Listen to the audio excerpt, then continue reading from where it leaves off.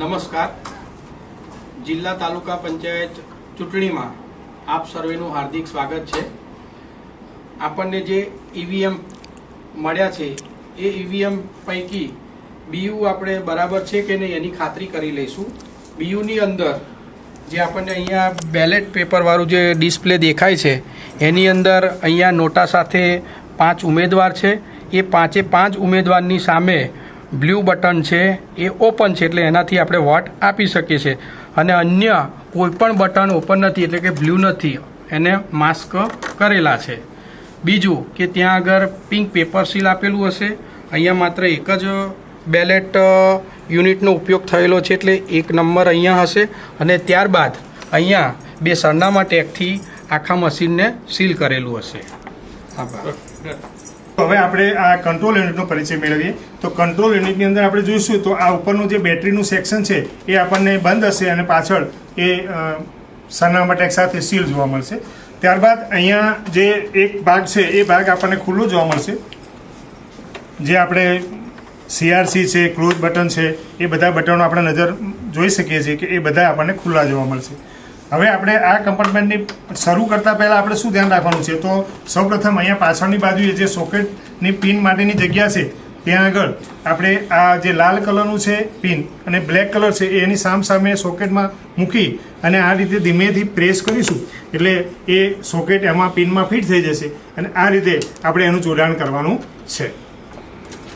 જો આપણને આ કંટ્રોલ યુનિટ આપવામાં આવ્યો છે તો આપણે એની ખાસ ધ્યાન ઉપર એ રાખવાનું છે કે સૌ પ્રથમ તો એની ઉપર અહીંયા જે પિંક પેપર સીલ છે એ લાગેલું હશે અને પાછળની બાજુ સરનામા ટેગ અને લેગ સાથે લાગ જોડેલી હશે અને એ રીતે એને ફિટ કરેલું હશે. ત્યારબાદ આપણે એને કનેક્શન કઈ રીતે કરવાનું છે એનું આપણે જોઈએ. તો અહીંયા જે સોકેટ માટેની પિન આપવામાં આવી છે એ લાલ સાથે લાલ અને કાળા સાથે કાળો ભાગ થાય એ રીતે આપણે ધીમેથી સોકેટ ઉપર મૂકી અને આ રીતે સામાન્ય પ્રેસ કરીશું એટલે એ અહીંયા કેબલ સરસ રીતે ફિટ થઈ જશે અને આપણે એનું જોડાણ સરસ રીતે થઈ જયું. હવે આપણે મોકપોલની પ્રક્રિયા તરફ આગળ વધીશું. મોકપોલની પ્રક્રિયાનો મુખ્ય ઉદ્દેશ ઉપસ્થિત એજન્ટશ્રીઓને આપણે ખાતરી કરાવવાનો છે કે તેઓ જે મત આપે છે તે મશીનમાં યોગ્ય રીતે રજીસ્ટર થાય છે. મોકપોલ શરૂ કરવા માટે સૌપ્રથમ આપણે બેલેટ યુનિટનું કંટ્રોલ યુનિટમાં કનેક્શન કરવાનું છે અને કનેક્શન રેડ અને બ્લેક એ ચેસીસ એ રીતે જ આપણે જોઈન કરવાનું છે અને કનેક્શન કર્યા બાદ ઓન સ્વિચ આપણે ચાલુ કરવાની છે. ઓન સ્વિચ ચાલુ કરતા CU અને BU બે ઓન મોડમાં આવી જશે અને અમુક મેસેજ ત્યાં પ્રદર્શિત થશે, જેમાં ડેટ હશે, અત્યારનો સમય હશે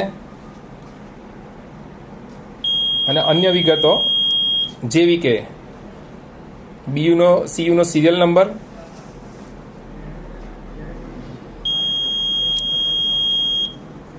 કેન્ડિડેટ 5 આપણે સેટ કરેલા છે. આપણે માની લીધું છે કે 5 કેન્ડિડેટ, 4 કેન્ડિડેટ અને 1 નોટાને પણ અહીં કેન્ડિડેટ તરીકે આપણે ગણેલ છે. બેટરીની પોઝિશન હાઈ છે.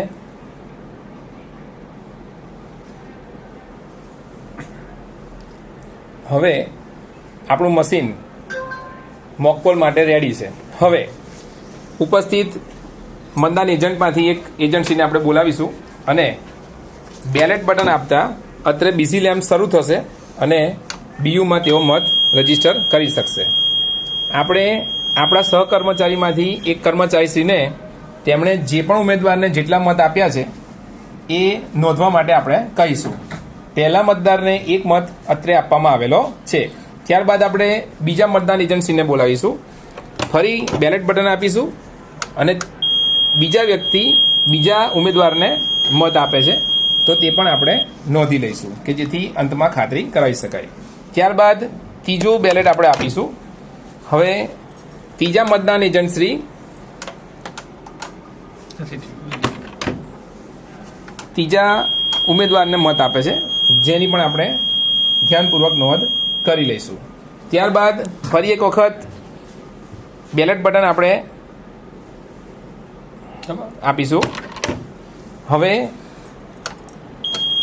ચોથા ઉમેદવારને પણ મત અત્રે આપવામાં આવેલ છે અને જેમાં આપણે નોંધ કરી લેવાની છે. હવે નોટા બટન યાદ રાખજો મિત્રો, નોટા બટનમાં પણ એક વોટ આપીને આપણે જોઈ લેવાનું છે કે તે બટન યોગ્ય રીતે કામ કરે છે કે નહીં.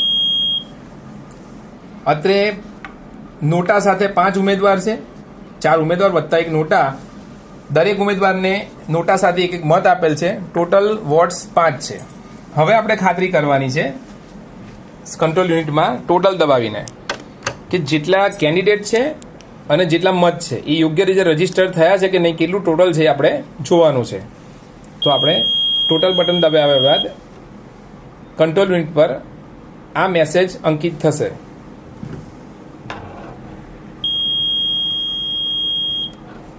પાંચ કેન્ડિડેટ છે,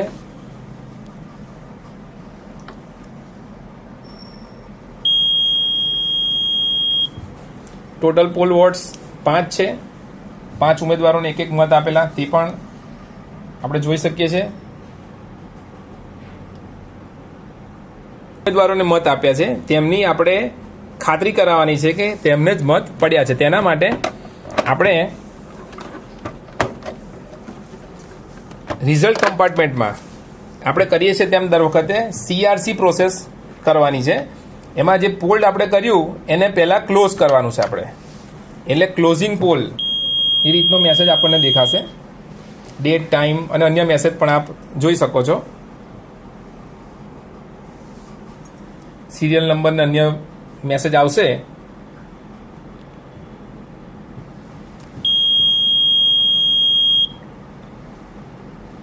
પાંચ કેન્ડિડેટ છે.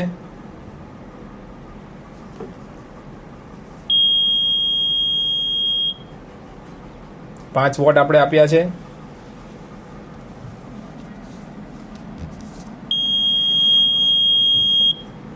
અહીં પોલ ક્લોઝ થાય છે. આપણે જે મોક પોલ કર્યું એનો પોલ અહીં ક્લોઝ થયો. હવે ઉપસ્થિત એજન્ટોને આપણે રિઝલ્ટ બટન દબાવી અને ખાતરી કરાવવાની છે કે તમે આપેલ મત જે તે ઉમેદવારને પડ્યો છે કે નહીં. હવે આપણે રિઝલ્ટ બટન દબાવીશું અને રિઝલ્ટ હવે કોમ્પ્યુટિંગ થાય છે. આપણે દરેક ઉમેદવારને એક એક મત આપ્યો છે. હવે આમાં જોઈ લઈએ આપણે કે એ મત દરેક ઉમેદવારમાં એક એક રજીસ્ટર થયો છે કે નહીં.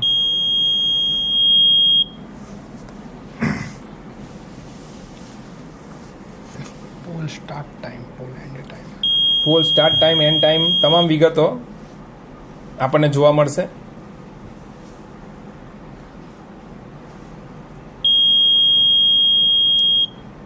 પાંચ કેન્ડિડેટ છે.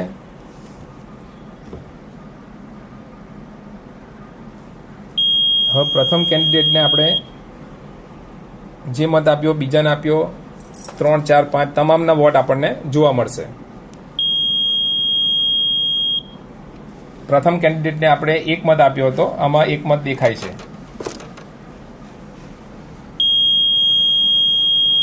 બીજા કેન્ડિડેટને પણ આપણે એક મત આપ્યો હતો, તે પણ આપણને અત્રે દેખાય છે. ત્રીજા કેન્ડિડેટને પણ એક મત પડ્યો હતો, એ આપણે જોઈ શકીએ છીએ.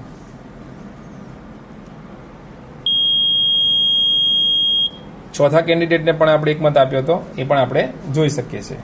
અને અંતિમ વોટ આપણે નોટાને પણ રજીસ્ટર કર્યો હતો, તે પણ આપણે જોઈ લઈએ.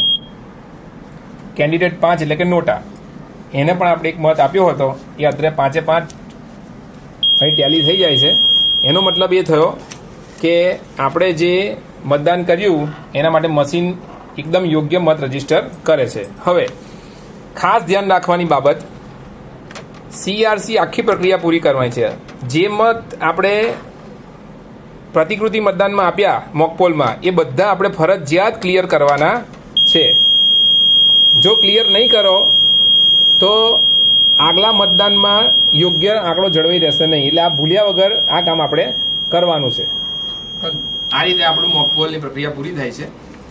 આમાં મિત્રો ધ્યાન રાખજો, તમને તાલુકા પંચાયત અને જિલ્લા પંચાયત એમ 2 CU અને 2 BU આપવામાં આવશે. એટલે કે 2 સેટ EVM આપવામાં આવશે. બેવનું તમારું મોકપોલ યોગ્ય સમયે કરવાનું છે.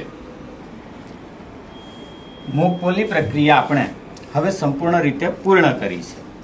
મોકપોલ પૂર્ણ થયા બાદ ક્લિયર બટન પણ દબાવીને ટોટલ વોટ ક્લિયર કરેલ છે. ત્યારબાદ આપણે CU ની સ્વિચને પાછળથી ઓફ કરીશું કે જેથી પાવર ઓફ થઈ જાય. હવે આપણો વારો છે સમગ્ર સીયુ ને સીલ કરવાનું. સીલ કરવા માટે આપણે 4 વસ્તુઓની એટલે કે 4 પેપર સીલની જરૂર પડશે.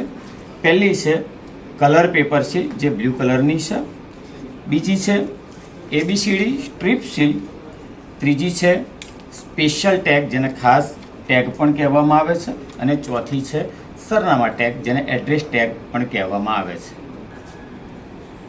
હવે આપણે સીલિંગની પ્રક્રિયા શરૂ કરીશું. ખાસ આપણી કલર પેપર સીલને કમ્પાર્ટમેન્ટના ભાગમાંથી પસાર કરીશું અને નંબર ઉપરની તરફ રહે તે રીતે આપણે તેને રાખીશું અને કમ્પાર્ટમેન્ટને બંધ કરીશું કે જેથી બ્લુ કલરનો ભાગ ઉપરની સાઈડ પર આવશે અને નંબર પણ આ રીતે બંધ કરતા ઉપરની બાજુ આવશે. ત્યારબાદ હવે આપણે આ સ્પેશિયલ ટેગ જેને ખાસ ટેગ પણ કહેવામાં આવે છે તેની ઉપર પ્રિસાઇડિંગ હાજર એજન્ટોની સહીઓ લઈને તેને ક્લોઝ બટનની ઉપરના કમ્પાર્ટમેન્ટમાં સીલ કરવાનું હોય છે. જેના માટે દોરા વડે આ હોલમાંથી દોરો પસાર કરીને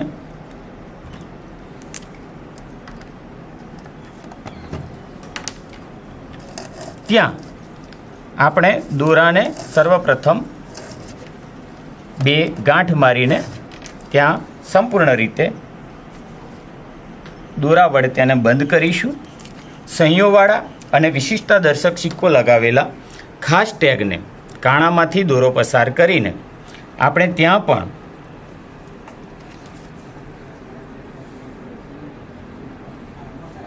ગાંઠ મારીને આ ટેગને સંપૂર્ણ રીતે ગાંઠ એવી રીતે મારવી કે જેથી જો કોઈ પ્રક્રિયામાં વિક્ષેપ અથવા તો ખોલવાની કોશિશ કરી હોય તો ખબર પડે. અને ખાસ લાખનું સીલ એ તેના ઉપર એટલે કે ગાંઠ ઉપર જ આવે તે રીતે આપણે લાખનું સીલ ત્યાં બ્રાસ સીલથી લગાવીશું. આ રીતે સંપૂર્ણ લાખનું સીલ થયા બાદ દોરાને ધીરેથી ક્લોઝ બટનના કમ્પાર્ટમેન્ટમાં રાખીને ક્લોઝ બટન ખુલ્લું રહે તે રીતે આ સ્પેશિયલ ટેગને આપણે અંદરની તરફ મૂકીશું. સ્પેશિયલ ટેગને ક્લોઝના કમ્પાર્ટમેન્ટમાં મૂક્યા બાદ હવે આપણે આ કમ્પાર્ટમેન્ટને બંધ કરીશું. આ બટન ખોલતાની સાથે અંદર ક્લોઝ બટન આપણને દેખાવું જોઈએ તે ઇન્શ્યોર કરવું. હવે આ કમ્પાર્ટમેન્ટને બંધ કરવા માટે આપણે બાજુમાં રહેલ હોલમાંથી દોરાને પસાર કરી ત્યાં આપણે 2 ગાંઠ મારીને એને બંધ કરીશું. સાથે સાથે આ જ દોરા વડે આપણે સરનામા ટેગ એટલે કે એડ્રેસ ટેગને ત્યાં થોડો લાંબો દોરો રાખીને ગાંઠથી અને લાખ વડે તેને આપણે લાખ મારીને ફિટ કરીશું બ્રાસ સીલ વડે. અને ત્યારબાદ આ સરનામા ટેગને પાછળની બાજુ આપણે સેલો ટેપથી ખાસ એને ચિપકાવી દઈશું. સીયુને સરનામા ટેગથી પાછળની તરફ સેલો ટેપથી ચિપકાવ્યા બાદ હવે આપણે આગળની પ્રોસેસમાં જોડાઈશું. તેના માટે આપણે ABCD સ્ટ્રીપ સીલની મદદથી હવે સીયુને સીલ બંધ કરવા માટે આગળની પ્રવિધિમાં જોડાઈશું. સર્વપ્રથમ ABCD સ્ટ્રીપ સીલનો એ ભાગ સીયુની ઉપર મૂકીશું અને તેની ઉપર રહેલી ગમ પેપરને દૂર કરી અને કલર પેપર સીલને ઉપરની તરફ મૂકીશું. ત્યારબાદ બીનો પેપર દૂર કરીને તેને એની ઉપર ચોંટાડીશું અને ત્યારબાદ સીનો ગમ પેપર દૂર કરી અને કલર પેપર સીલને આ રીતે નંબર દેખાય તે રીતે ઉપરની તરફ ચોંટાડી દઈશું અને ચારેય બાજુથી ફેરવીને ABCD પેપર સ્ટીલને ડી ભાગનો ગમ ઉખાડીને ઉપર આ રીતે આપણે એને ચોંટાડી દઈશું કે જેથી કલર પેપર સીલનો નંબર અને ABCD સ્ટ્રીપ સીલનો નંબર આપણને ઉપર દેખાશે. સાથે સાથે ઉપરની તરફ જો એજન્ટ અને પ્રિસાઇડિંગ સહી કરવા માગતા હોય તો અહીંયા તમે એમની સહીઓ લઈ શકો છો. એમની સહીઓ લેવી જરૂરી છે. આ રીતે આપણે સીયુની ટોટલ પ્રોસેસ જે સીલિંગની છે એ આપણે આ રીતે કરવા માટે ની પ્રક્રિયામાં જોડાય. ચલો મિત્રો, તો આ મોકપોલ પૂર્ણ થયા બાદ અને મશીન સીલિંગ બાદ હવે આપણું સીયુ અને બીયુ વાસ્તવિક મતદાન માટે તૈયાર થઈ ગયેલ છે. હવે મતદાન શરૂ થવાના સમયે આપણે પાછળનું કેસ ખોલીને આપણે સીયુનું ઓન બટન ચાલુ કરીશું એટલે આપણું મશીન મતદાન માટે તૈયાર થઈ જશે. ચલો મિત્રો, તો મતદાનના દિવસે દર 2 કલાકે આપણે જે મતદાનના આંકડા જાણવા હોય તે માટે આપણે આ ટોટલ બટન દબાવીને મતદાર અને નોંધાયેલા મતોની સંખ્યા આપણને જાણવા મળશે. હવે મતદાન પૂર્ણ થયા બાદ અવશ્ય ટોટલ બટન દબાવવું.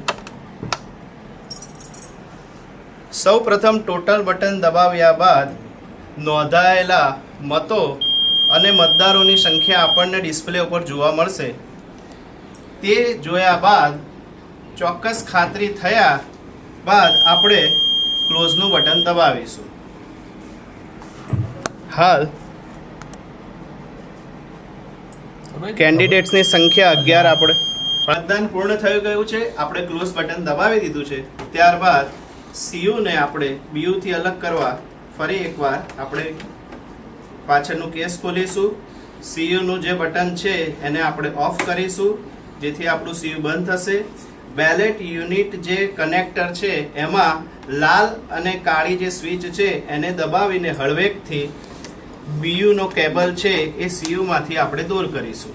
આપણે આ સીયુના કેસને બંધ કરી આ જે આપણને સીયુની જે પેટી આપવામાં આવેલ છે તેમાં સીયુને યોગ્ય રીતે ગોઠવી જેમાં જે ડિસ્પ્લેનો ભાગ છે તે ડાબી તરફ રહેશે એ રીતે હળવેકથી મૂકી અને આ સીયુ યોગ્ય રીતે પેટીમાં આપણે બંધ કરીશું.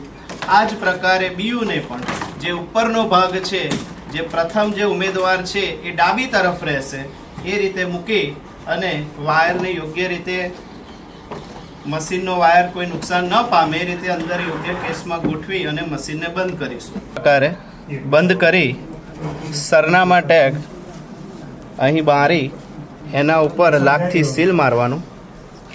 લાખથી સીલ માર્યા બાદ આ સરનામા ટેગને સીયુની પેટી ઉપર વચ્ચે સેન્ટરમાં ગોઠવી ઉપર સેલ્વો ટેપ મારવી ને લાખથી સીલ કર્યા બાદ હવે આપણે બીયુની કેસને લાખથી સીલ કરીશું. કેસ સીલ કરીને તૈયાર થઈ ગઈ છે. હવે આરઓમાં આપણે જમા કરાવવા માટે